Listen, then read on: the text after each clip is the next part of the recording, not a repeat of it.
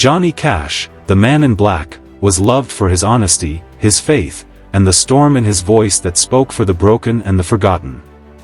To millions, he was forgiveness in human form. But behind those dark eyes lay anger that never faded. He was betrayed, mocked, and wounded by men he once stood shoulder to shoulder with. At 71, frail, struggling to breathe, and staring at the end of his life, Cash decided to do something he had never done before. He wrote down the names of 7 musicians, not friends, not heroes, but enemies. Men he could never forgive, no matter how many prayers he sang. For decades, he had kept the truth locked away, allowing the world to see only the music, not the grudges. But before the light went out, Johnny Cash chose to let it spill, leaving behind a list that shook Nashville and rewrote the story of his final years. These were the 7 musicians Johnny Cash hated most, and the reason stunned everyone who heard them. From the beginning, Cash was not a man who played politics in music. He entered Nashville like a storm no one could control. The son of Arkansas sharecroppers, he knew poverty, pain, and loss before he ever knew fame. When he sang, it was not just melody, it was testimony. But that honesty carried a raw edge, a refusal to hide his contempt for betrayal. The country music business of the 1950s and 1960s was ruthless, full of backroom deals, double crosses, and artists silenced if they wanted to survive. Johnny Cash would not be silenced. He fought record executives who wanted to box him in. He clashed with radio stations that tried to censor his songs about prisoners, outlaws, and addicts.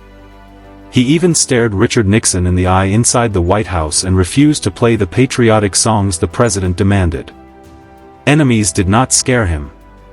What shocked the world, though, was that many of those enemies were not politicians or businessmen. They were fellow musicians. To understand why Cash's list carried such weight, you must understand the era he came from. Signed to Sun Records in Memphis, he shared space with Elvis Presley, Jerry Lee Lewis, and Carl Perkins. Together they were the $1 Million Quartet, Southern boys who would reshape American music forever. But tensions simmered even then. Fame was a battlefield where every handshake masked rivalry. Cash was quieter than Jerry Lee's fire or Elvis's charisma, but he demanded respect. And when he didn't get it, he never forgot. His career grew, and so did his battles. He clashed with the Grand Ole Opry when they banned him for smashing stage lights during a drunken performance. He fought with Columbia Records when they tried to scrub his outlaw image into something more marketable. He fought other artists when they mocked his pill addiction, belittled his faith, or disrespected his beloved June Carter. To Cash, loyalty was sacred. Anyone who broke that code was not just a rival, they were an enemy. By the late 1990s, Cash's body was failing. Heart disease and diabetes left him weak, his thunderous baritone ragged with pain. Yet his spirit stayed sharp. He began reflecting on his life, his music, and the people who shaped them both. Late nights found him surrounded by bottles of medication, stacks of letters, and memories that burned bright. He made lists, not of songs to record or places to visit, but of names. Names that haunted him. Names that carried betrayal, humiliation, and broken trust. This was not anger lashing out blindly, this was confession. He had spent a lifetime singing of sin, redemption, and forgiveness. But when it came to these 7 musicians, forgiveness never arrived. The wounds cut too deep, and he wanted the world to know before he left. Some names were expected, feuds whispered about for years. Others were shocking, names no one imagined Cash despised. In the end, the list was not only about them, it was about him, a man unwilling to die with lies on his lips. The first name was Jerry Lee Lewis. To the world, they were Sun Records brothers and part of the legendary quartet. But Jerry Lee mocked Cash relentlessly. He ridiculed his ballads as boring, bragged that Cash's music would never outlive rock and roll, and delivered crueler insults when Cash was broken by pills in the late 1960s. He mocked June Carter in front of others, sneering that she had ruined Cash's career. For Johnny, those were not jokes. They were humiliations delivered when he was already fighting for his life. He never forgave them. In public, he was civil. In private, he called Jerry Lee a snake, a man who thrived on cruelty. To Cash, Jerry Lee embodied arrogance and betrayal, and he carried that grudge until the end. The next name was Merle Haggard. Cash had lifted him into the spotlight, even giving him one of his first national TV appearances. But admiration turned to bitterness. Haggard mocked Cash's show for being too polished, calling him a sellout.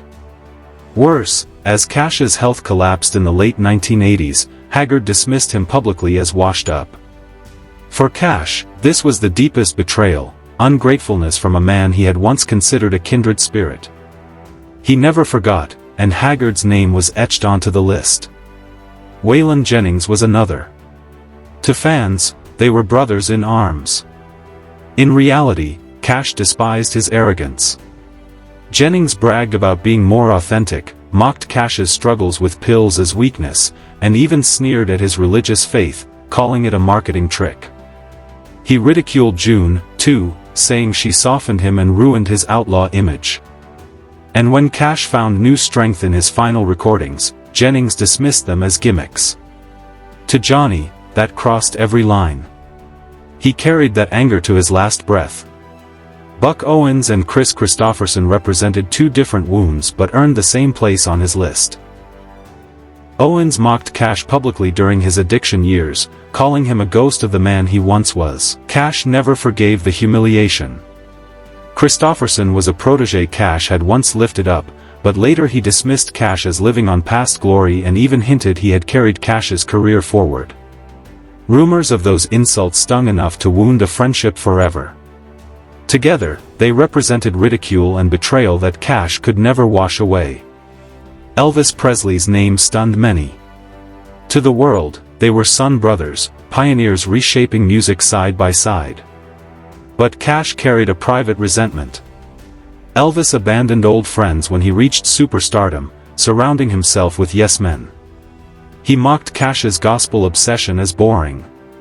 He refused to join Cash for a charity prison concert, an act Johnny considered a hollow betrayal of principle. Over time, Cash no longer saw Elvis as a brother but as a symbol of excess and arrogance. He resented him deeply, and Elvis became the second name on the list.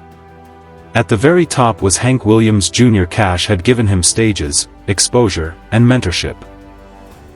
In return, Hank mocked him behind his back as Old Man Black, claimed his outlaw image was fake, and laughed that his time had passed. The cruelest jab came when Hank Jr. dismissed him as too soft to ever be a real outlaw, saying his faith and family ties kept him tame. To Johnny Cash, who had survived addiction, arrests, broken bones, and near death, that insult cut the deepest.